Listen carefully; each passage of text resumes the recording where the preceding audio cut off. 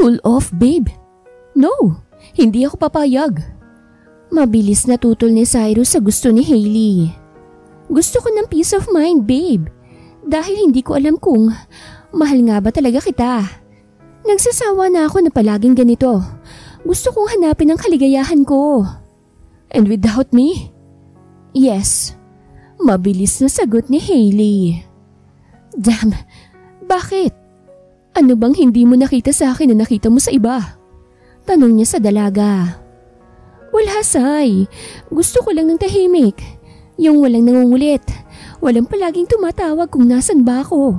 Gusto ko ng tahimik na buhay na wala ka sa buhay ko. Diretsyong sabi ni Hailey. Sigurado ka na ba talaga sa gusto mo? Hindi ko na ba talaga mababago ba ang desisyon mo? Hindi na, Sai. Anya. Okay, walang problema. Nakayukong sabi ni Cyrus. Nauna nang nagpaalam si Hailey kay Cyrus habang naiwan naman si Cyrus sa dati nilang tagpuan. Matagal bago siya nagpasyang umalis. Masakit para sa kanyang naging kinahinatnan ng relasyon nila ni Hailey. Pero ano pa nga bang magagawa niya? Wala nang sila kaya tatanggapin niya ito ng buo. Kahit labag sa loob niya. Oh, aalis ka? Uuwi na ako sa amin, bro. Doon na lang siguro ako maghahanap ng trabaho. Ani Cyrus sa kaibigan niya. Isang security guard sa isang mall si Cyrus. At hindi man kalakihan ng sahod niya, ay may maipapadala naman siya sa magulang niya para sa pang-araw-araw ng mga ito. At para sa pag-aaral ng mga kapatid niya. Bakit? May problema ba sa trabaho mo? Akala ko ba gusto mo rito? Namimiss ko na kasing magulang ko, kaya doon na lang muna ako. Babalik na lang siguro ako kapag okay ng lahat. Anya. Tumango na lang ang ka-boardmate ni Cyrus at pinag-iingat siya. Samantala, sa bahay ng mga Ignacio. Are you crazy, Madeline? You're the heiress of Ignacio family. Na sana, hindi na lang nangyari. Mabuti pang hindi na lang ako naging heiress para hindi magulang buhay ko. Simpleng buhay lang naman ang gusto ko. You know that, Mom? Emosyonal na sabi ni Madeline sa kanyang ina. This is for you, anak. Para sa kinabukasan mo. Mahinahong sabi ng kanyang ina. No, Mom. It's not for me. Ang sabihin mo para sa kapakanan ng kumpanya. Kaya niyo ako ipakakasal sa lalaking di rin kung sang planeta nang galing. Madeline. Tawag ng ina niya sa kanya dahil basta na lang niya itong tinalikuran. Pero hindi na niya nilingon pa ang kanyang ina. Diretso siyang sumakay sa kotse niya at pinaharurot yon. Panay ang tawag ng ina ni Madeline sa kanya dahil darating na ang ama nito. Pero wala siyang pakialam. Minute niya ang cellphone niya kaya hindi niya alam na may tumatawag na pala sa kanya. Mag-iingat ka. Anya ng ka-boardmate ni Cyrus. Tumango lang siya at saka siya sumakay ng taxi para magpahatid sa bus station. Ilang oras din ang naging biyahe ni Cyrus bago siya dumating sa Leyte. Kaagad naman siyang sinundo ng kapatid niya na masayang makita siya. Kuya, you're finally here. Masayang sabi nito bago niyakap ang kanyang kapatid. Habang kinuha naman ng driver ang dala niyang mga gamit. Akala ko ba hindi ka sasama? Tanong niya sa kanyang kapatid. Parang ayaw mo na yata ako makasama Nagtatampong ani ng kapatid ni Cyrus sa kanya. Huwag ka na agad magtampo dyan. Tayo na at gutom na ako. Gusto mo kumain muna tayo? No, hindi na. Mas gusto ko pa rin ang luto ni Mommy. Nakangiti niyang sabi. Totoong mas gusto ni Cyrus ang luto ng kanyang ina. At sa mga hindi nakakakilala sa kanya, siya lang naman ang anak ng mag-asawang Jenry at Diego Cantemayor. Pero hindi siya kilala ng mga tao sa paligid niya. Dahil ayaw naman niyang ibunyag kung sino talaga siya sa totoong buhay. Tanging mga ka-relatives lang ng mga Cantemayor ang nakakakilala kay Cyrus kung sino talaga siya. Graduate sa Mascom si Cyrus. Pero mas pinili niya ang simpleng buhay at nagtrabaho bilang mababang uri ng tao. Alam ko ang nangyari sa inyo ng nobya mo. Ano pa bang hinahanap niya at nakipaghiwalay siya sa iyo? Usisa ni Jennifer sa kanyang kapatid. I don't know. Siguro hindi siya kontento sa akin. Mahinahon niyang sabi. Dahil mahirap ka? Hindi ba niya alam na anak ka ng isang Cantemayor? At no, He caught her sister. Naaawa namang pinagmasdan ni Jennifer ang kanyang kuya. Alam niyang mahal nito ang kanyang nobya. Dahil ito ang dahilan kung bakit siya lumuwas ng Maynila para palagi itong makasama. Hindi niya alam na hahantong sa hiwalayan ng relasyon ng dalawa. Jennifer knows kung gaanong kamahal ni Cyrus si Hailey. Pero sinayang lang ng babae ang pagmamahal nito na kahit pamilya niya ay kaya niyang iwan, makasama lang siya ni Cyrus. Pagdating nila sa kanilang bahay, ay masayang niyakap ni Cyrus ang kanyang ina. Mabuti naman at umuwi ka na rito, son. Ani Jenny sa anak niya. How are you, mom? I missed you so much. Matamis na napangiti si Jenny at pinisil ang pisngi ng anak niya. Napaka-sweet talaga ng anak ko. I'm okay, son. Lalo na ngayon at nandito ka na. Kaya let's go. Nagluto ako ng paborito mo. Anya ng kanyang ina na kaagad naman niyang tinanguan. Masayang pinagmasdan ni Jenny ang anak niya na magana kumakain kasama sila. Good afternoon, Dad.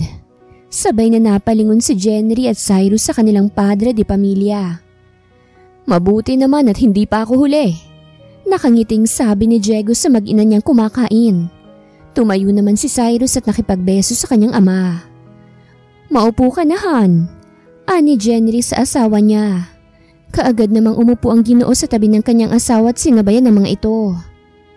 Since nandito ka naman na, son, gusto sana kitang ipakilala sa anak ng kasosyo ko sa negosyo para mapag-usapan na natin ang tungkol sa kasal niyong dalawa. Basag ni Diego sa katahimikan nila. Han, nasa hapag tayo. Sita ni Jenny sa kanyang asawa. It's okay, ma'am. Don't worry. Pigil ni Cyrus sa kanyang ina. Inaasahan na niyang sasabihin yun ng kanyang ama dahil noon pa man ay sinabi na nito na ipagkakasundo siya nito. Pero nakiusap siya rito na kaagad naman siyang pinagbigyan. Gusto ko munang makilala siya ng ako lang, Dad. Huwag mo muna akong ipakilala sa kanya. Pakikiusap niya rito. Nakaunawa namang tumango ang ama niya sa kanya. Let's continue to eat. Ani Jenny. Tahimik na kumain sila hanggang sa natapos na silang kumain. Habang nakahiga siya sa kanyang kama, ay hindi napigilan ni Cyrus na isipin si Hailey. Pero kapag naiisip niya na kaya ito nakipag-cool off sa kanya ay dahil may nahanap na itong mayaman sa kanya, ay kusang napapakuyom na lang ang kamao niya. Lingid kasi sa kaalaman ni Hailey, ay pinapasundan pala siya ni Cyrus sa mga lakad nito. Gusto na sana niyang sabihin dito ang totoo niyang pagkatao. Pero sa nalaman niya, ay mas pinili na lang niyang ilihim dito ang lahat.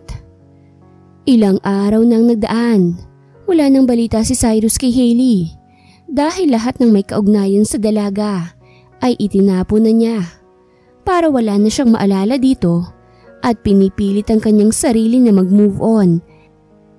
Habang tahimik na nakatingin sa malalim na tubig mula sa kinaroroonan niya, ay isang babae ang nakakuha ng atensyon niya. Bakit ba naman kasi pinanganak pa ako sa mundong to? Sana hindi na lang para wala na akong problema. Sigaw nito mula sa hindi kalayuan.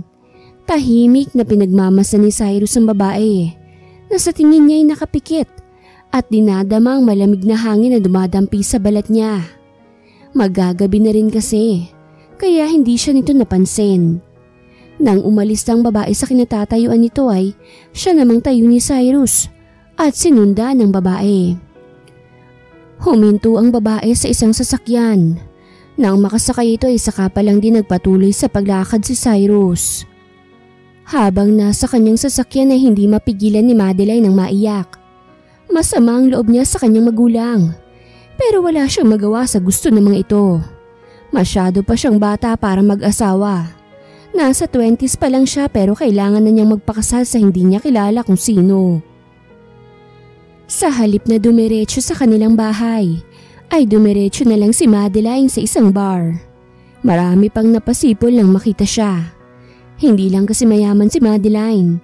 Taglay din ito ang ganda na talaga namang kahuhumalingan ng mga kalalakihan. Ladies drink please. Anya sa bartender na kaagad naman itong sinunod. Nang maibigay ito sa kanya ng bartender ay walang pasabi na ininom to ni Madeline. Hindi naman ganun kasama ang lasa pero Dahil sa hindi siya sanay kaya talaga namang tinamaan siya sa ininom niya. Kahit nakakailang shot pa lang siya. Alone?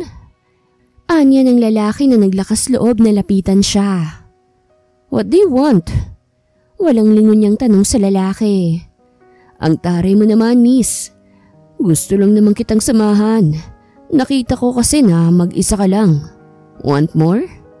Ipinakita pa ng lalaki ang hawak nitong wine kay Madeline. Mabilis na inagaw ng dalaga ang hawak nitong baso at walang pasabi na nilagok yon. Muntik pa siyang masuka dahil sa tapang ng iniinom niya.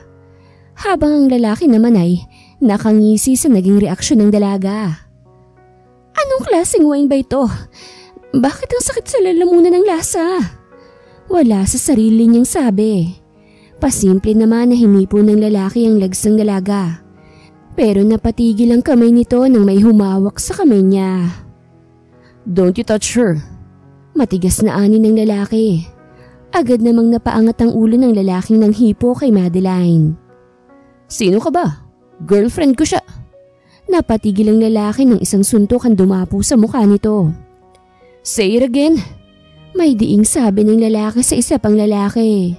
Pero masamang tingin lang ipinukol nito sa kanya. Wow! Ang kula! Para lang si Wonder Man! Nakangiting sabi ni Madeline habang nakatingin sa dalawang lalaki. Gustong matawa ng bartender sa naging reaksyon ni Madeline. Pero pinigilan niyang sarili dahil baka siya naman ang mabalingan ng lalaking galit. Let's go! Anya ng lalaki tinila si Madeline. Pero ang dalaga, kumapit pa sa counter. Damn it, woman! Hey! Ibaba mo ko, ano ba? Tili ng dalaga nang parang sako siya nitong binuhat at kinarga sa balikat ng lalaki. Ano ba? Ibaba mo nga ako. Kahit lasing ay nagawa pa rin ni Madeline ang tumutol sa ginawa ng lalaki. Padarag siyang isinakay ni Cyrus sa kanyang sasakyan. Pero dahil malikot ang dalaga ay muntik pa itong mauntog. Kailan pa nagkaroon ng pader dito? Reklamo nito habang nakahawak siya sa braso ni Cyrus. Aalis na po ba tayo, sir? Tanong ng driver ni Cyrus sa kanya. Let's go.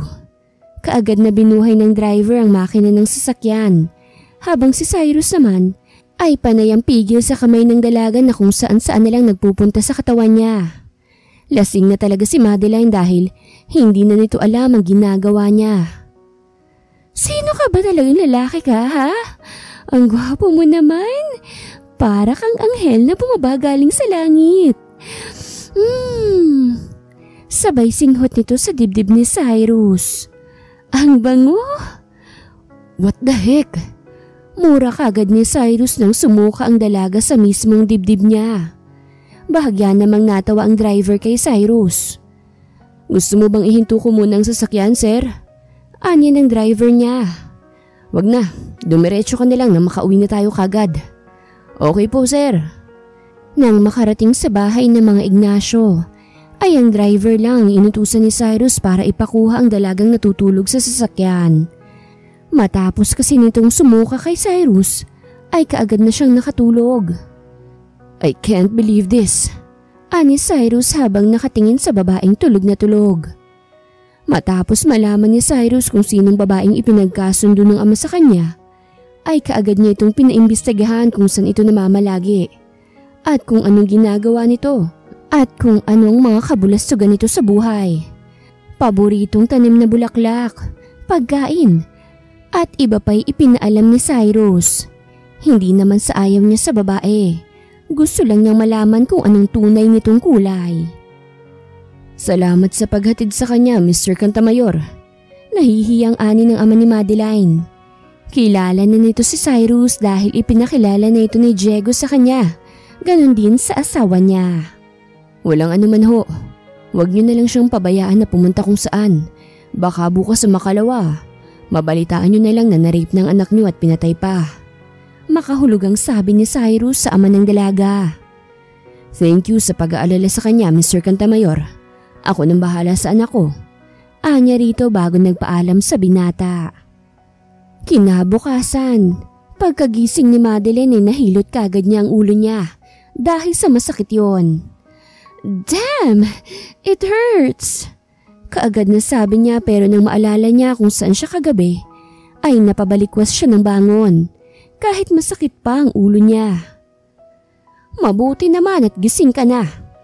Mom? Alam mo ba kung anong ginawa mo kagabi? Galit na galit ang iyong ama dahil ipinahiya mo siya sa anak ng kanyang kasosyo sa negosyo. Sermon ng kanyang ina sa kanya. Mom, gutom na ako. Pwede bang wag mo muna akong sermonan? Anya sa kanyang ina. Simula sa araw na ito hindi ka na pwedeng lumabas ng bahay at hindi ka pwedeng umalis kapag hindi namin nalalaman. Mami! Ikaw ang may gusto nito, Madeline. Kaya wala ka nang magagawa pa. At huwag kang magtatangkang umalis dahil hindi ka makakalabas rito. Maligo ka na dahil nakahanda ng pagkain sa baba. Anya ng kanyang ina bago siya nito tinalikuran. Pagkalabas ng kanyang inay napaiyak sa inis si Madeline. Sa isang iglap ay bigla na lang siyang naging preso sa kanilang bahay dahil na lang din sa kanyang kagagawan.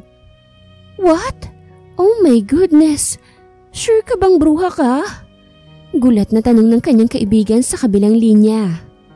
Anong akala mo sa akin, sinungaling?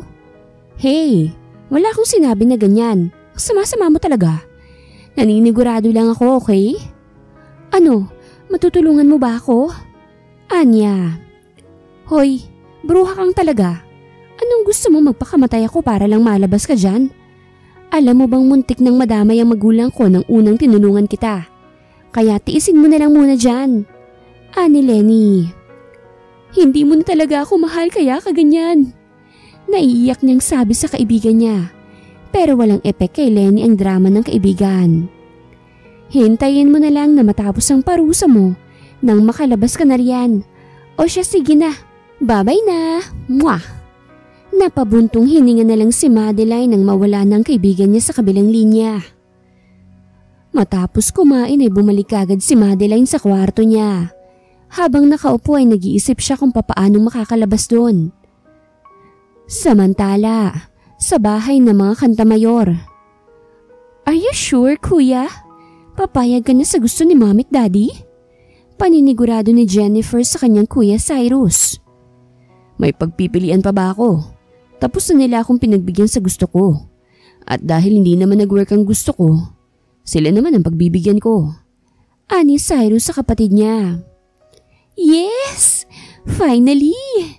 At kapag kinasal na kayo, bigyan niyo kagad ako ng pamangkin na. At yung magmamana sana sa akin. Walang paligoy-ligoy na sabi ni Jennifer. Natawa na lang ang kanilang magulang dahil parang bata lang na mag-usap ang dalawa. Dahil sa pagpayag ni Cyrus, ay kaagad namang ipinaalam ni Diego sa ama ni Madeline na pag-usapan na nila ang kasal ng kanilang mga anak. Masaya naman ang ama ni Madeline matapos malaman ang balita. Ikakasal ka na sa susunod na buwan, ani Jackie sa anak niya. What? Yes, napagkasunduan na namin at ng magulang ng mapapangasawa mo na sa susunod na buwan na ikakasal na kayo. And don't you worry, magiging private ang kasal niyong dalawa ayon sa gusto ng mapapangasawa mo. Mommy, bakit naman siyang masusunod? Hello, tayong may karapatan sa kasal dahil akong babae, hindi sila. Tutol ni Madeline sa gusto ng mapapangasawa niya. Wala na tayong magagawa. Dahil sila naman ang gagasto sa lahat. Kahit ni piso ay wala tayong gagastusin. Sinalo nila lahat. Natural lang, ma'am, no? Alangan namang tayong gumasto sa kanila. Basta't ihanda mo na ang sarili mo dahil bukas ay pupunta rito ang mapapangasawa mo para samahan kang pumili ng gown na susuotin mo. Ani Jackie sa anak niya bago ito iniwan. Hindi alam ni Madeline kung matutuwa ba siya o maiinis. Dahil hindi magtatagal ay hindi na siya isang miss, kung hindi isa na siyang misis. Tulad ng sabi ng kanyang ina, kinabukasan, kagigising pa lang niya nang may kumatok sa kwarto niya. Sino yan? Senyorita, nakahanda na pong pagkain. Bilisan mo na raw at nasa baba ng mapapangasawa mo. Imporma ng katulong. Napabalikwas ng bangon si Madeline nang marinig ang sinabi ng katulong. Wisit! Bakit ang aga naman yata niya? Reklamo niya pero nang mapatingin siya sa wall clock ay gano'n na lang ang panlalaki ng mga mata niya nang makita niya ang oras. Magna-9 na pala? Anya habang nakatingala siya sa wall clock. Akala kasi niya'y maaga pa. Lalabas na ako.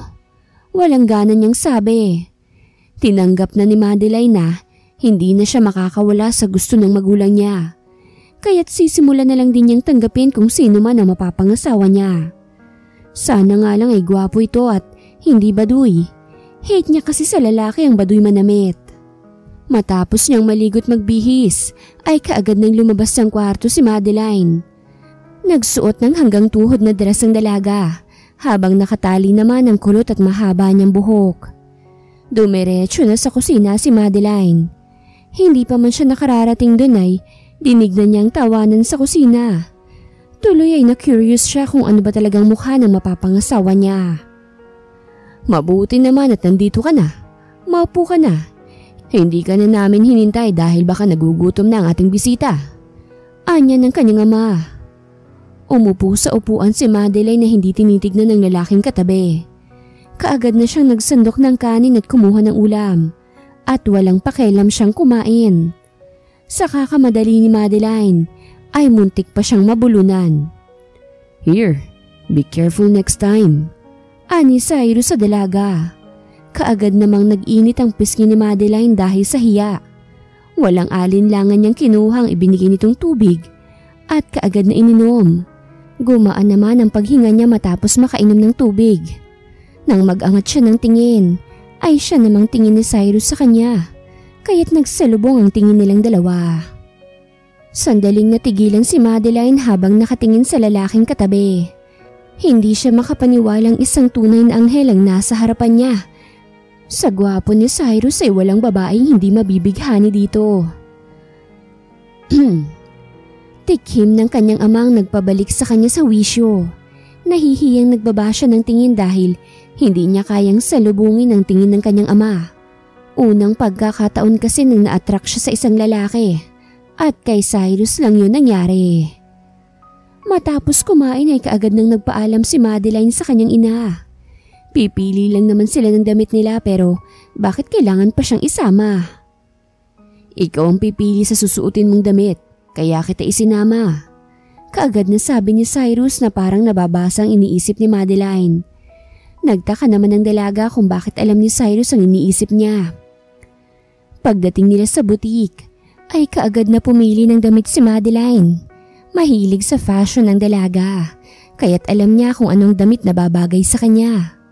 Simpleng damit pangkasal pero napakagandang tignan ng malambot na tila ay parang sumasayaw sa balat ng dalaga. Simpleng kasal lang ang gaganapin sa dalawa at sa pagmamay-aring hotel nila Cyrus idaraos ang kanilang kasal. Okay ka na ba na ikakasal ka sa akin? Tanong ng binata kay Madeline habang nasa biyahe sila. Anong ibig mong sabihin? Balik na tanong ni Madeline sa binata. Para kasing may gustong sabihin ng lalaki sa kanya. I know na napilitan ka lang na ikasal sa akin. Parehas lang tayong dalawa. Napilitan lang din ako na ikasal sa'yo. Narinig ko lahat ng sinabi mo ng gabing yun.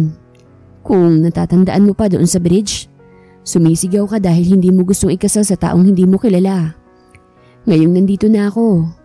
Pwede mong sabihin sa akin kung ayaw mong ituloy ang kasal. Wala namang problema sa akin. Ewan ko lang sa'yo. Parang walang pakialam na sabi ni Cyrus habang nasa daan ang tingin niya. Hindi nakaimik si Madeline. Tahimik lang siyang nakatingin sa labas ng kotse dahil wala siyang masabi sa sinabi ng binata. Hindi niya alam na nandun pala siya sa bridge na yon ng gabing inilabas ng sama ng loob niya sa kanyang magulang. Hindi ka pa ba lalabas? Agad na nagising sa malalim na pag-isip si Madeline nang makita ang lalaki sa harapan niya na siyang nagbukas ng pinto para makalabas siya. Salamat, mahinang sabi niya. Sakto lang na marinig siya ng lalaki. Dumiretso na si Madeline sa kanyang kwarto. At doon, ibinuhos niya ang hiyang nararamdaman niya. Ilang ulit na ba siyang natutulala dahil lang sa lalaking yun? Mabilis na lumipas sa mga araw at naging buwan. Nakaharap na sa salamin si Madeline habang suot ang pinili niyang damit para sa araw na yon. Halos hindi niya makilala ang sarili. Ang kulot niyang buhok at ang simpleng makeup niya ang lalong nagpalabas sa tunay niyang ganda. Nauna ang magulang ni Madeline kaya siya na lang naiwan at ang driver niya. Sakay sa isang limousine ay binaybay nilang daan patungo sa hotel na pagmamay-ari nila Cyrus. Mula sa kinatatayuan ni Cyrus ay mahinang napatili si Jennifer nang makita ang bride ng kuya niya. Ang ganda! Parang Diyos na bumaba mula sa langit ang bride mo, kuya. Mahina niyang ani sa kapatid. Yeah, she's really a goddess. Ani Cyrus habang nakatingin sa bride niya. Mabilis namang umalis si Jennifer sa kinatatayuan niya dahil paparating na ang bride ng kanyang kuya. Matapos makarating sa kinaroroonan ni Cyrus, ay kaagad nang inumpisahan ng kasal ng dalawa. Mabilis lang din natapos ang seremonyas ng kasal. And now, I pronounce you husband and wife. You may now kiss the bride. Anunsyo ng judge. Kaagad naman na naglapat ang labi ng dalawa. Saglit lang yun pero nagdulot yun ng hiya kay Madeline. Kaagad nang nagpalakpakan ng mga piling bisita kasama ng magulang ng dalawa. Matapos ang kasal, kasama ang piling bisita ay kaagad na nagtungo sa reception ng mga ito para kumain. Sana magkaroon kaagad kayo ng anak para makakita na kami ng apo namin. Ani Jenny sa mag-asawang Madeline at Cyrus. Muntik namang naibugan ni Madeline ang kinain niya dahil sa sinabi ng kanyang mommy. Don't worry mom, sisiguraduhin kong dadami ang lahi natin. Nakangising sabi ni Cyrus. Nag-init naman kaagad ang pisngi ni Madeline dahil sa narinig mula sa asawa niya. Habang nagsitawanan naman ang mga magulang ng dalawa. Matapos nilang kumain ay nauna nang umalis ang dalawa sa reception. At dahil ayaw naman ni Madeline na sa ibang bansa sila mag-honeymoon, ay doon na lang sa mismong hotel kung saan sila ikinasal sila na malagi. Magbihis ka na, hindi ka ba naiinitan sa suot mo? Puna ni Cyrus sa asawa niya, para kasi itong walang planong magbihis. Iisa lang ba talaga ang tutulugan natin? Tanong ni Madeline habang hindi makatingin ng maayos sa asawa niya. Why? Natatakot ka ba? Bakit naman ako matatakot? Nangangain ka ba? No, pero baka. Sabay kindat ni Cyrus sa asawa niya. Napaatras naman si Madeline mula sa kinauupuan niyang kama nang biglang humiga si Cyrus sa gilid niya. Bakit ka naman natatakot sa akin? Samantalang numunti ka ng mamanyak sa bar. Hindi ka man lang natakot. Ang saya mo pa nga nung sinunto ko yung lalaki na nang hipo sa'yo. Walang ganang sabi ni Cyrus habang nakapikit. Nanlaki naman ang mga mata ni Madeline dahil sa narinig at pilit na binabalikan ng gabing yon. At ako nga pala yung lalaki na sinukahan mo ng gabing yon nang ihatid kita sa bahay nyo. Dugtong ni Cyrus sa sinabi niya. Hindi makapaniwalang nakatitig si Madeline sa asawa niya habang inaalalang pinagagawa niya ng gabing yon. Nang makuha niya ang sinabi ng asawa niya, ay napatakip na lang siya sa kanyang bibig habang nag-init naman ng kanyang pisngi nang maalala ang pinagagawa niya. Lalo na ang pagsuka niya sa dibdib ni Cyrus. Naaalala mo na ba? Wala akong matandaan ng gabing yun at hindi ko alam na ikaw ang lalaking yun. Pagsisinungaling niya sa kanyang asawa. Talaga ba? Pero tingin ko parang hindi eh. Parang alam mo naman ang lahat. Hindi mo lang sinasabi. Wala nga sabi akong matandaan. Patuloy na pagsisinungaling ni Madeline. Defensive. Tumahimik ka na nga. Sinabing wala nga akong matandaan eh. Lumabas ka na nga nang makapagbihis na ako. Inis na sabi niya kay Cyrus. Why? Hindi naman ako naninilip. Pero kung gusto mo pwede naman kitang samahan sa... Bastos! Napahalakhak si Cyrus nang makitang inis sa mukha ng asawa niya. Nang kumuha ito ng unan ay mabilis niya itong sinalag para hindi tumama sa mukha niya. Kaya't lalo pang nagalit si Madeline sa kanya. Alam mo, mas lalo kang gumaganda kapag nagagalit ka. Patuloy na pang-aasar ni Cyrus sa kanyang asawa. Nag-init ang pisngi ni Madeline pero hindi niya ito binigyan ng pansin. O sige, hindi ka lalabas? E di dito ka na lang at ako ang lalabas. Sabay talikod ni Madeline pero hindi pa man siya nakararating sa pinto nang hilahin siya ni Cyrus. At napasubsob sa dibdib ni Cyrus ang mukha niya. How dare you? Galit niyang inaalis ang sarili sa pagkakayakap ng asawa niya pero hindi siya pinakawalan ni Cyrus. Mabilis siya nitong pinangko kaya't nanlaki ang mga mata niya. Nagpupumigla siya pero ang matigas sa mga braso nito ay hindi niya kayang baklasin hanggang sa naibalik siya nito sa kama. Don't try my patience, lady. Get up and change your dress or I will change it for you. Nakangising sabi ni Cyrus. Mabilis namang kumilos ang asawa niya papuntang banyo. Saka palang nakahinga ng maluwag si Madeline nang makapasok na siya sa loob. Ang manyak na yun! Nanggawa pa akong takutin. Naiinis niyang pagkausap sa sarili niya habang hinuhubad ang damit niya. Pero sa kasamaang palad ay sumabit ang zipper sa suot niyang damit, kaya't hindi niya ito matanggal. Kapag minangmalas ka nga naman! Hindi naman ito ganito kanina. Reklamo niya. Nakailang segundo na si Madeline sa loob ng banyo. Hindi pa rin ito nakalalabas. Hanggang sa nagkalahating oras na siya doon ay hindi niya pa rin matanggal ang damit dahil baka masira ito. Do you want help? Napaigdad sa gulat si Madeline nang sumilip sa siwang ng pinto ang asawa niya. Kanina ka pa dyan, kaya alam kong may problema. Hindi na nakapag-react pa si Madeline nang pumasok si Cyrus saka siya pinatalikod. Nagsitayuan ang mga balahibo niya nang dumampi sa balat niya ang kamay ng kanyang asawa. Unang pagkakataon na may lalaking humawak sa kanya. Kaya siguro gano'n na lang ang reaksyon ng katawan niya.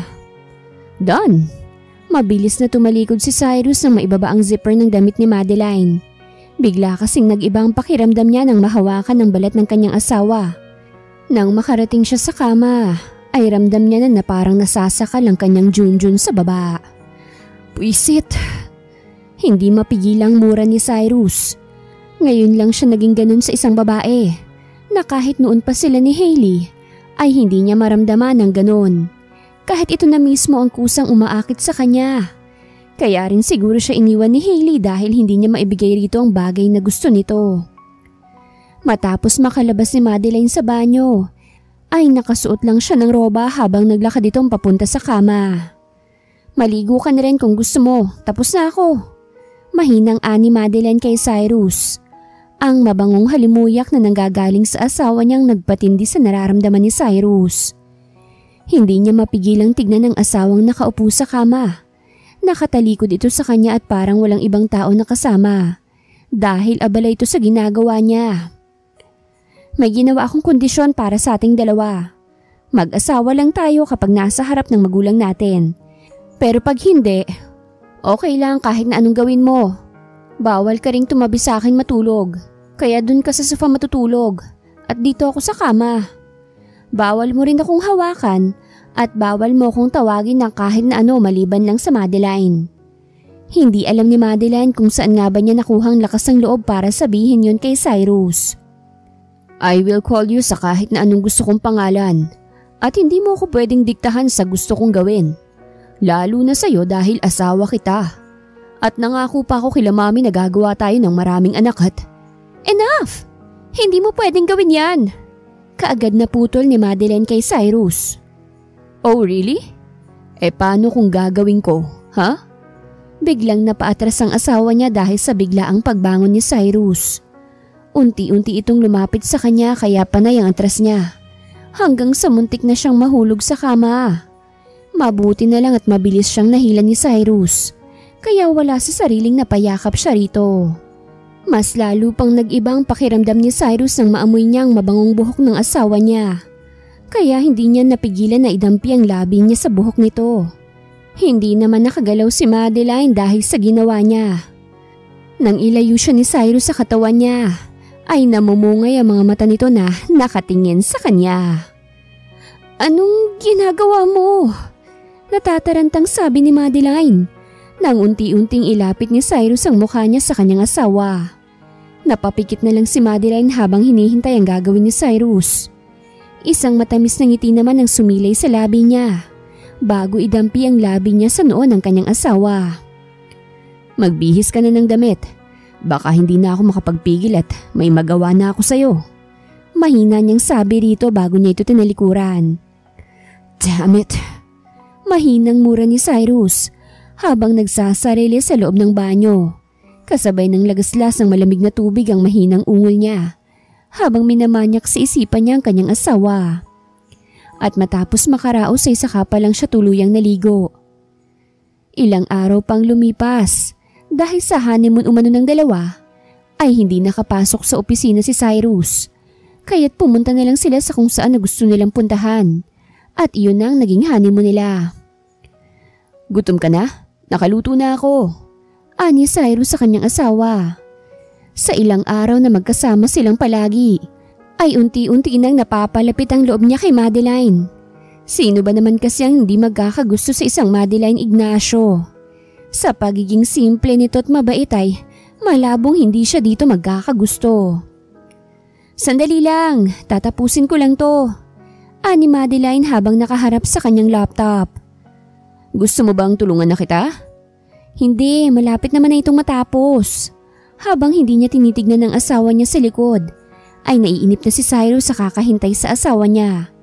Kaya't mabilis niyang inagaw dito ang laptop at ito nang tumapos sa ginagawa niyang trabaho. Napamaang na lang si Madeline habang nakatingin sa kanyang asawa na siyang nagkakalikot sa kanyang laptop. Hindi magawang tignan ni Madeline ang kanyang asawa mula sa maputi nitong balat hanggang sa gwapo nitong mukha. Katamtaman lang ang kapal ng kilay, matangos na ilong, maninipis na labi na animoy isang babae. Masasabi niyang sobrang gwapo talaga nito. I know that I'm handsome. Walang lingon na sabi ni Cyrus sa asawa niya. Nanlaki naman ang mga mata ni Madeline at nahihiyang nag-iwas ng tingin kay Cyrus. Bago pa siya nito mahuli na namumula ang pisngi niya dahil sa hiya. Bakit naman kasi tinititigan mo pa siya? Paninisi ng isip niya. Kaagad niyang ipinilig ang kanyang ulo dahil sa naisip. Done! Let's go! Nagugutom na ako. Ani Cyrus. Tiniklop na nito ang laptop ng asawa at hinila na ito sa kamay papasok sa dining area. Nagpatangay si Madeline sa paghila ng asawa niya. At nang makarating sila sa dining, ay ipinaghila siya ni Cyrus ng upuan. Saka ito umupo sa tapat niya. Ako na! Agaw ni Madeline sa plato na may laman na kanin. Hinayaan naman siya ni Cyrus na siya nang magsandok sa kanyang kanin. Tahimik na kumain ng dalawa hanggang sa natapos silang kumain. Nagpresenta si Madeline na siya nang maghuhugas ng pinagkainan nila. Pero ayaw ni Cyrus.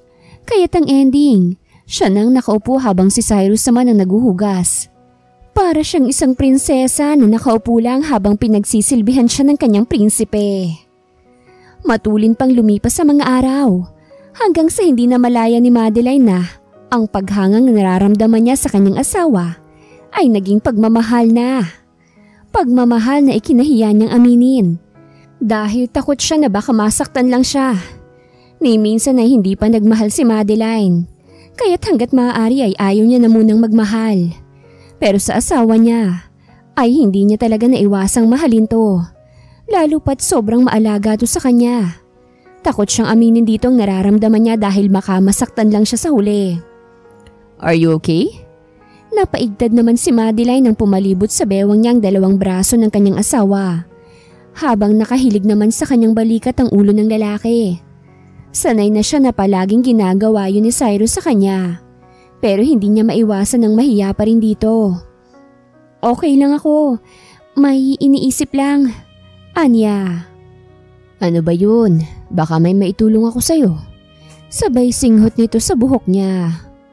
Wala lang yun. Wala namang kwenta yung iniisip ko eh. Palusot pa niya. Kaagad naman na pinaharap siya ni Cyrus sa kanya. Saka inilagay sa tenga niya ang takas niyang buhok. I'm your husband, love. And you're my wife. Kaya kung ano man ang bumabagabag sa'yo, sabihin mo sa akin.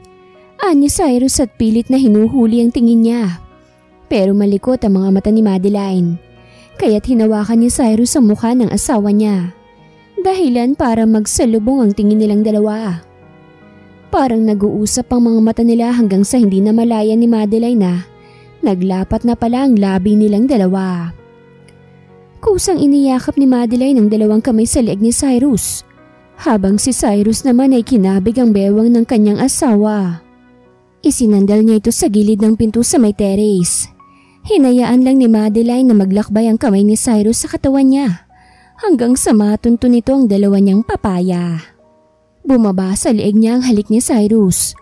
Para bang lalagnatin si Madeline dahil sa kakaibang init na nararamdaman buhat sa ginawa ni Cyrus sa kanya. Hanggang sa namalayan na lang niyang nasa kama na pala siya. I love you. Mahinang bulong ni Cyrus sa tenga ng asawa niya. Expected na niyang siyang nakauna sa asawa niya at hindi nga siya nagkamali. Ilang ulit niyang inangkin ng asawa hanggang sa parehas na silang napagod. Habang si Madeline naman ay parang panaginip lang para sa kanyang narinig. Sobrang bigat na kasi ng talukap ng mga mata niya. Kaya akala niya ay panaginip lang ang pag-I love you ng asawa sa kanya. Kinabukasan pagkagising ni Madeline ay wala na ang asawa sa tabi niya. Nang igalaw niya ang kanyang katawan ay masakit kaagad ang naramdaman niya. Ouch! Bakit bang sakit pa rin? Reklamo niya. Para kasi siyang binugbog sa sakit ng kanyang katawan. Nang bumangon siya ay may damit na siya. Naalala niyang wala siyang damit bago siya natulog. Sa pagod kasi niya sa ginawa ni Cyrus ay hindi na siya nakapagdamit pa. Baka naman dinamitan ka niya.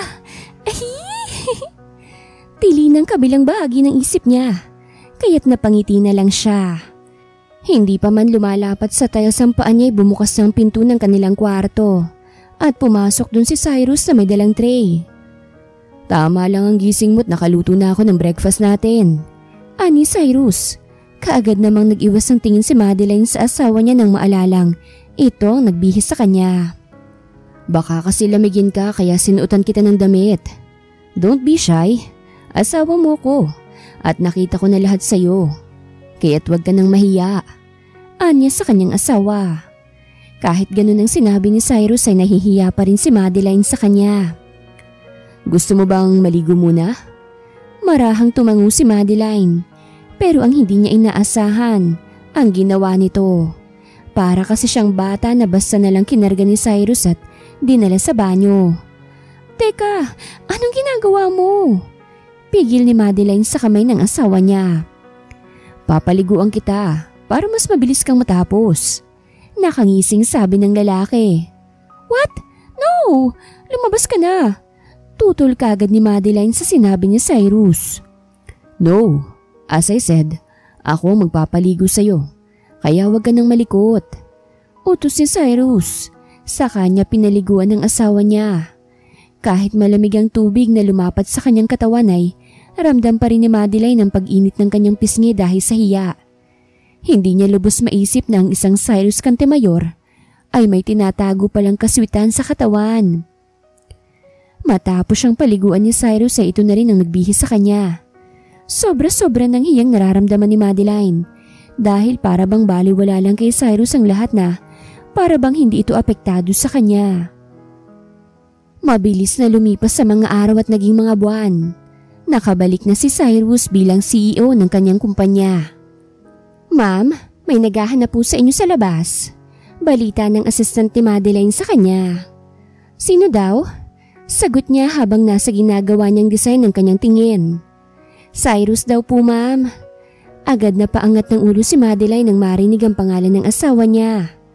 Papasukin mo siya.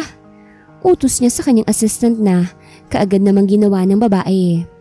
Habang sa kinaroroonan ni Cyrus ay hindi mapigilan ng mga babaeng empleyado na kiligin habang nakasilip sila kay Cyrus sa kinuupuan nito. At nang papasukan siya ng assistant ni Madeline ay mabilis niyang pinuntahan ang kanyang asawa. Hey, napadaan ka yata. Wala ka bang trabaho sa opisina mo? Nakangiti niyang tanong sa kapapasok lang na lalaki. No, I miss you kaya ako dumaan dito. Galing ako sa business meeting at gusto ko sanang magpahinga. At dito mo naisip na magpahinga? Yes, nandito kasi ang pahingahan ko. Ani Cyrus sabay yakap niya sa bewang ng kanyang asawa at kinintila ng halik ang labi ni Madeline. Kinilig naman si Madeline sa simpleng banat ng kanyang asawa sa kanya. Kumain ka na ba? No, not yet. What? Anong oras na? Hindi ka pa rin kumakain? Nag-aalala ka ba para sa akin? Tumigil ka nga riyan. Napangiti na lang si Cyrus nang batuhin siya ni Madeline ng unan sa sofa. Mabilis na nag-order ng pagkain si Madeline at nang dumating to'y kaagad na niya itong nilagay sa plato. Kumain ka na, nandito ng pagkain mo. Pero ikaw ang gusto kong kainin, love. Nakangising sabi ni Cyrus. Kahit kailan talaga yang kalandian mo. Mas lalo pang natawa si Cyrus nang pingutin siya ni Madeline sa kanyang tagiliran. Ang sakit mo talagang magmahal, love. Pabebeng sabi nito sa kanyang asawa, kaya't mas lalo pa siyang kinurot ni Madeline. Natapos ang buong maghapon ng dalawa na puro kulitan lang ang kanilang ginagawa. Mabuti na lang at hindi pa masyadong busy si Madeline, kaya't nakakakulitan pa niya ang kanyang asawa. Pag parehas kasi silang busy ay parehas din silang walang time para mag-asaran. Pwede bang dumaan muna tayo sa mall?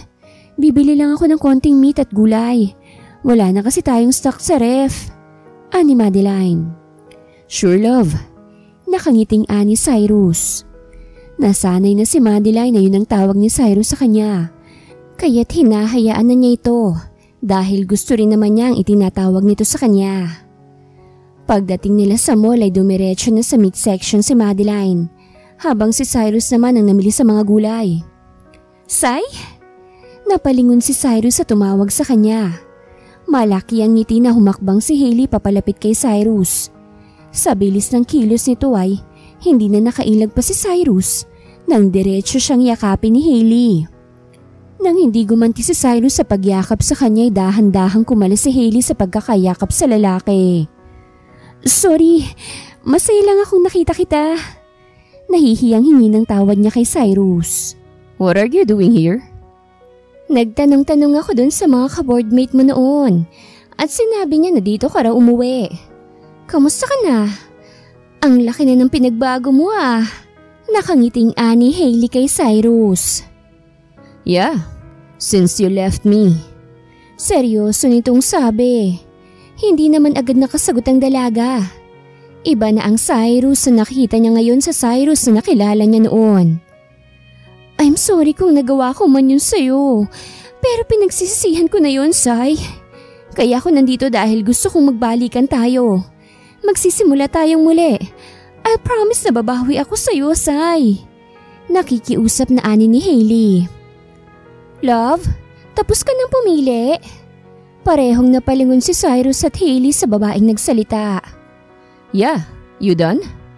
Oo, nakangiting ani ni Madeline. Sai? Sino siya? Nahihirapang sambitin ni Hailey ang pangalan ni Cyrus. Kinabig ni Cyrus sa bewang si Madeline at iniharap kay Hailey. Love, meet my friend Hailey. Hey, siya si Madeline, my wife.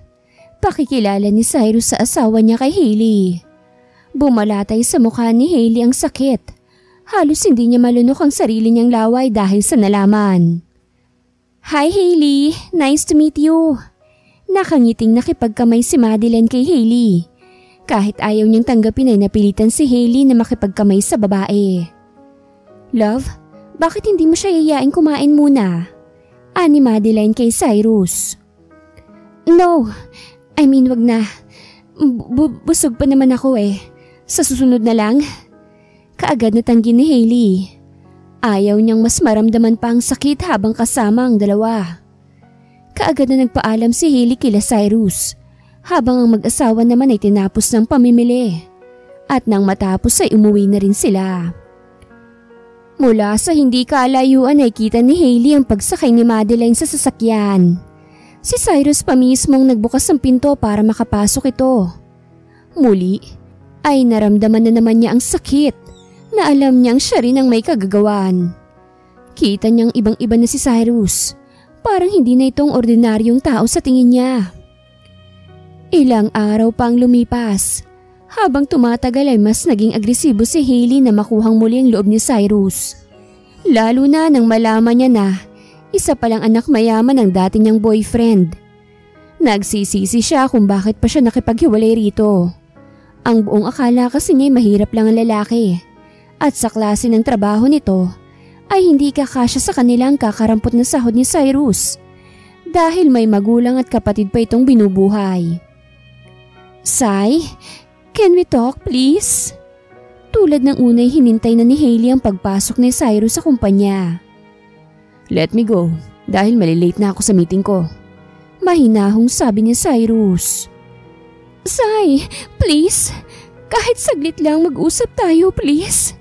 Alam ko namang galit ka sa akin dahil sa ginawa ko sa iyo pero hindi ako naniniwala na wala ka ng pagmamahal sa akin, Sai. Please sabihin mo na mahal mo pa rin ako. Hindi ko kayang mawala ka. Hindi ko kayang mawala ka sa akin ng tuluyan, Cyrus. Umiiyak na sabi ni Hailey kay Cyrus. Nung nakipaghiwalay ka sa akin, sinabi mo na gusto mong mabuhay na wala ako. Tapos ngayon sasabihin mo na mahal mo ko? At hindi mo kayang mabuhay na wala ako. Are you out of your mind? No, Sai, no. Kaya ka ba nagkakaganyan dahil alam mo na mayaman ako? Ganun ba? Alam mo ba, noon ko pa sana gustong sabihin sa iyo ang tunay kong pagkatao eh. Pero anong ginawa mo? Pinagtaksilan mo ko. May cool off ka pang nalalaman? Alam ko nang totoo kung bakit ka nakipaghiwalay sa akin, Hailey. At ngayon natahimik na ang buhay ko kasamang asawa ko. Guguluhin mo ko. I'm sorry pero hindi na kita mahal. Dahil mas mahal ko na ngayon ang asawa ko na higit pa sa pagmamahal ko noon sa'yo. Diretsyong sabi ni Cyrus. No! Sai, please! Kahit gawin mo na lang akong kabit mo, okay lang. Basta, bumalik ka lang sa akin. Hindi ako makikialam kung saan ka matutulog at kung kailan mo ako pupuntahan. Basta't bumalik ka lang sa akin. Alam kong mahal mo ako. Ayaw mo lang sabihin at patutunayan ko yan sa'yo. Huli na nang makita ni Cyrus ang asawa niyang nakatingin pala ito sa kanila. At napatakip na lang ng kamay nito sa kanyang bibig. Malakas na itulak ni Cyrus si Hailey dahil tumakbo ang asawa niya palayo sa kanila. Love! Madeline! Napasigaw si Cyrus nang muntik nang mabundol ng isang kotse ang asawa niya habang tumatawid to sa kalsada. Para po! Mabilis na sumakay sa taxi si Madeline nang huminto ang taxi sa tapat niya. Nahuli na nang dating si Cyrus dahil mabilis na humarurot ang taxi kung saan nakasakay ang asawa niya. Hindi makatingin ng diretsyo si Hailey kay Cyrus dahil sa nangyari. Kung nakamamatay lang ang tingin ay siguradong nakahandusay na siya ngayon sa kinatatayuan niya. Umalis ka na! Dahil baka kung ano pang magawa ko sa'yo kapag nakita ko pa yung pagmumukha mo rito sa kumpanya ko. At sa susunod na bumalik ka pa rito, sisiguraduhin ko na may kalalagyan ka na. Galit na sabi ni Cyrus. Dahil late na siya sa meeting niya ay umuwi na lang si Cyrus sa bahay nila para kausapin ang asawa niya. Pero pagdating niya ron ay gano'n na lang ang panlulumo niya nang wala na ang ibang gamit ng kanyang asawa. Damn, where is she? Kaagad na tinawagan ni Cyrus ang magulang ng asawa niya para alamin kung nandun ba si Madeline. Pero nagtataka rin ng mga ito kung bakit naglayas si Madeline. Wisit! Naibato na lang ni Cyrus ang cellphone niya dahil kahit number ni Madeline ay hindi na niya makontak. Ano ba kasing ginawa mo't nilayasan ka ni Madeline, kuya? Nag-aalala ring tanong ni Jennifer sa kanyang kapatid. Wala akong ginawa sa kanya. Nakita niya lang na hinalikan ako ni Hailey. Yun lang. What? Hailey? You mean na dito sa Leyte si Hailey? Yes. Para sana makipagbalikan sa akin. Ano? Nasisiraan na ba siya ng bait? Alam ba niyang may asawa ka na? Of course. Walang hiyang babaeng yun. Kapag nakita ko talaga siya, sisiguraduhin kong kakalbuhin ko siya. Banta ni Jennifer na animoy si Cyrus ang kaaway niya. Anong plano mo ngayon? Hindi natin alam kung nasa ang asawa mo. Hahanapin ko siya. Tapatin mo nga ako, kuya. Mahal mo ba talaga si Madeline? Of course. Hindi naman ako magpapakasal sa kanya kung hindi. Ay, talaga kuya? Ganun mo ba siya kamahal? Kinikilig na tanong ni Jennifer. Stop asking, Jen. Di ka na nakakatulong. Inis nang sabi ni Cyrus. Agad namang natahimik si Jennifer sa kabilang linya. Okay, asking lang naman. Ani Jennifer. Pinatay ni Cyrus ang cellphone dahil alam niyang walang alam ang kapatid niya kung nasan ngayon si Madeline. Mabilis pang lumipas ang panahon. 1 buwan na mula nang umalis si Madeline. Kahit ang magulang ng asawa ni Cyrus ay walang alam kung nasan ba si Madeline. Wala ka na bang ibang gagawin kung hindi ang uminom, ha, Cyrus? Bulyaw ni Jenny sa kanyang panganay nang maabutan niya ito sa kanilang bahay. She left me, Mom. Hindi man lang niya ako hinayaang magpaliwanag sa kanya. Lasing na ani ni Cyrus sa kanyang ina. Papaano mo siyang mahahanap kung nandito ka lang at nagmumukmuk sa bahay niyo? Kumilos ka naman.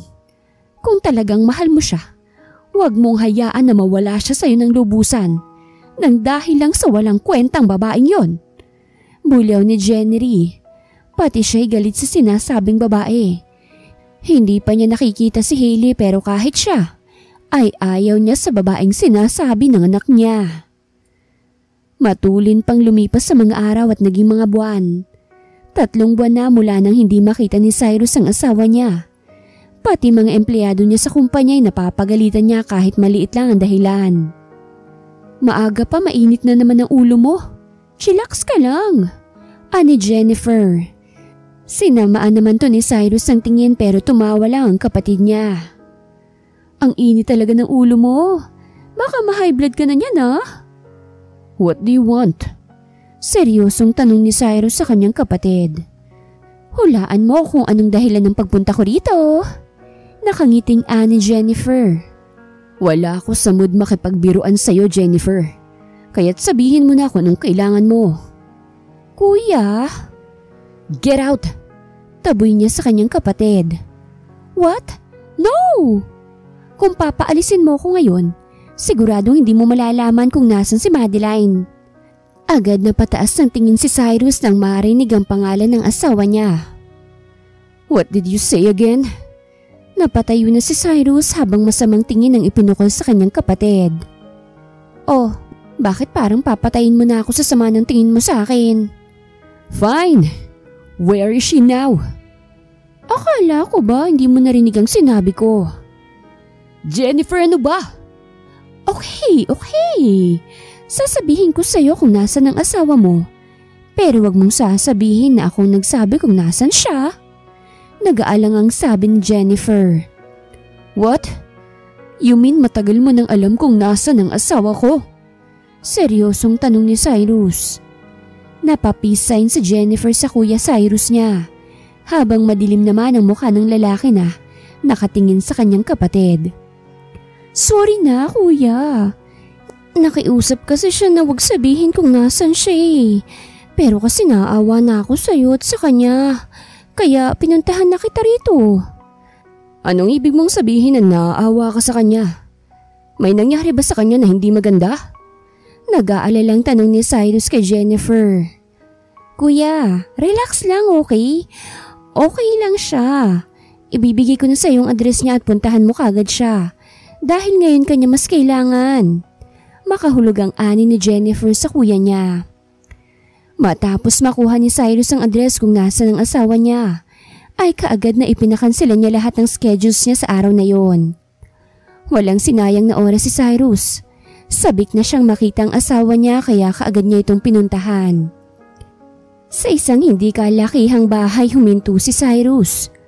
Ayon sa kwento ng kapatid niya, ay iyon na nga ang bahay kung saan nakatira si Madeline. Naglakad lang si Cyrus papunta sa bahay. Ayaw niyang makatunog ang asawa niya na dumating siya.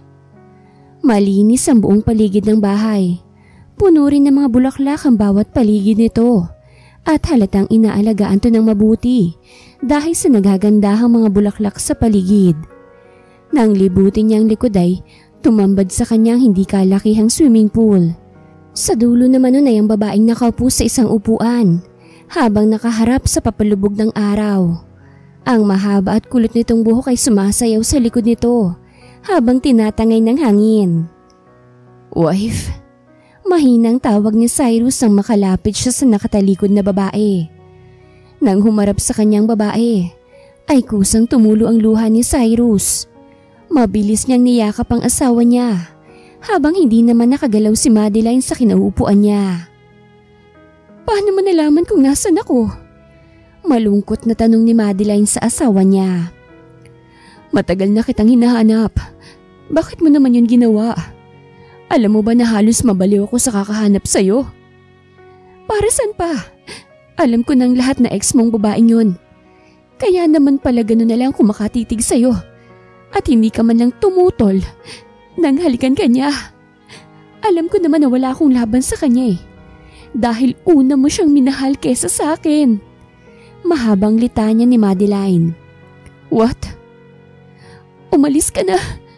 Napatahimik na lang si Madeline nang selyuhan ni Cyrus ang halikang labi niya. Tulad ng unay, ganun pa rin ang epekto ni Cyrus kay Madeline. Niitulak ito'y hindi niya magawa. Tulad ni Cyrus ay sabik rin siyang makasama ito. Kaya sa mga oras na yun ay kusa na rin siyang bumigay. Nayakap na lang ni Cyrus ang asawa nang kumalas ito sa halik niya. Kung hindi pa sila kinapos sa paghinga, ay hindi niya ito pakakawalan. "Alis!" Mabilis na nailayo ni Madeline ang sarili sa asawa niya nang biglang bumaligtad na naman ang sikmura niya. "Are you pregnant?" Wala sa sariling tanong ni Cyrus kay Madeline. "Kita mo nagsusuka, magtatanong ka pa." Bigla na lang nagsungit si Madeline kay Cyrus. "What?" Takang sabi niya pero hindi na siya pinansin pa ni Madeline.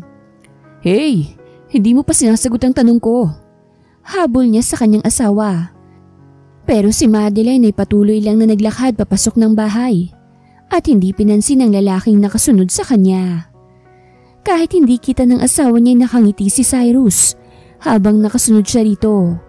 Isipin pa lang niyang magiging ama na siya, hindi matatawaran ang sayang nararamdaman niya.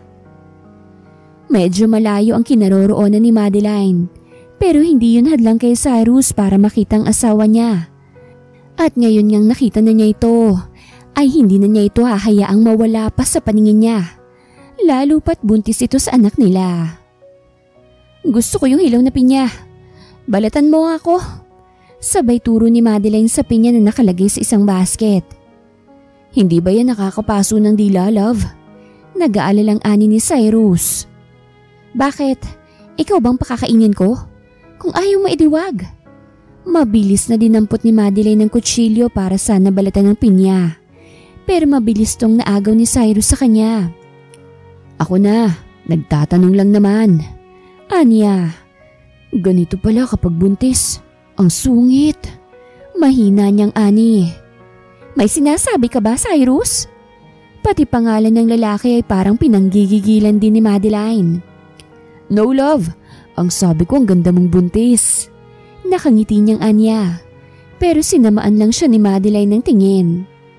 "Huwag mo akong bulahin at hindi mo ako madadali riyan." Napakamot sa kanyang ulo si Cyrus dahil hindi niya alam kung paano paaamuhin ng asawa niya. Matapos kumain ng pineapple ay bumalik na naman sa normal ang mood ni Madeline. Sinamantala ni Cyrus ang pagkakataon para mayakap ang asawa niya.